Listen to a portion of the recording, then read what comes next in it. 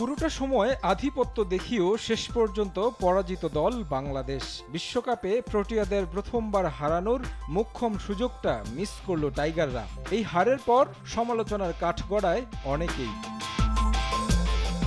দলের সবচেয়ে senior cricketer Shakib Al Hasan এখন পর্যন্ত খেলেছেন টি-20 বিশ্বকাপের সবকটি আসর, অথচ ম্যাচের পরিস্থিতি অনুযায়ী খেলতে পারলেন না। যেখানে 1 কিংবা 2 রান নিয়ে খেললেই সহজে জয় আসে, সেখানে পুল শট খেলতে গিয়ে উইকেট বিলিয়েছেন। সাকিবের এমন অকার্যকারিতার জন্য টি-20 থেকে অবসরের পরামর্শ দিলেন ভারতের সাবেক ওপেনার বীরেন্দর সেহওয়াগ।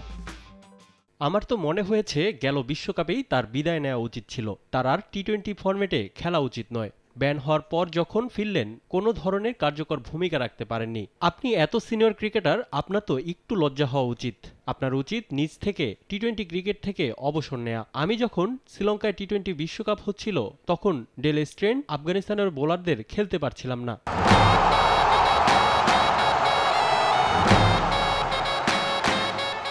তখন তো নির্বাচকদের বলে দিয়েছিলাম টি-20তে আমাকে না রাখতে। দিন শেষে নিজের তো জানার কথা, আপনাকে দিয়ে না ব্যাটিং ভালো হচ্ছিল না বোলিং। আপনাকে অভিজ্ঞতার জন্য নিয়ে আসা হয়েছে, কিন্তু তার কোনো কিছুই দেখা যাচ্ছে না। আপনি হেডেন বা গিলক্রিস্ট নন যে ছক্কা মারবেন। আপনি বাংলাদেশের ক্রিকেটার, আপনার সক্ষমতা অনুযায়ী খেলা উচিত। কেন পুল শট খেলতে গেলেন যেখানে সিঙ্গেল রান নিয়ে খেললেই জয় আসবে? এদিকে আম্পায়ারিং নিয়ে ক্ষুব্ধ সাবেকরা। তাওহিদ হৃদয়কে আউট দেয়া, মাহমুদুল্লাহকে এলবিডব্লিউ দেয়া, এরপর রিভিউতে বেঁচে যাওয়া, কিন্তু বল ডেথ হওয়ায় 4 না পাওয়া। দিন শেষে বাংলাদেশকে হারতে হয়েছে সেই 4 রানেই। আইসিসির এমন সিদ্ধান্তের কড়া সমালোচনা করেছেন নিউজিল্যান্ডের সাবেক ক্রিকেটার ও ধারাভাষ্যকার সাইমন ডুল। চিন্তা করুন, টি-20 বিশ্বকাপের ফাইনালে এটা হলো। সিদ্ধান্তটা ভারতের বিপক্ষে দেয়া হয়েছে। এমন নিয়ম ক্রিকেটের বৃহৎ স্বার্থে অবশ্যই পরিবর্তন হওয়া উচিত। এটা খুবই বিরক্তিকর সিদ্ধান্ত।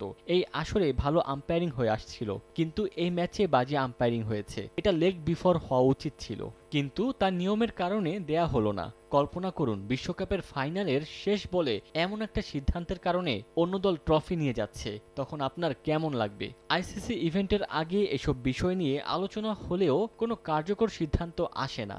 একই সঙ্গে যে উইকেটটিতে টি-20 বিশ্বকাপ অনুষ্ঠিত হচ্ছে তা এই ফরম্যাটের মতো মাঠ নয় বলেও মন্তব্য করেছেন অনেকেই। তারেক হাসান শিমুল, সময় সংবাদ।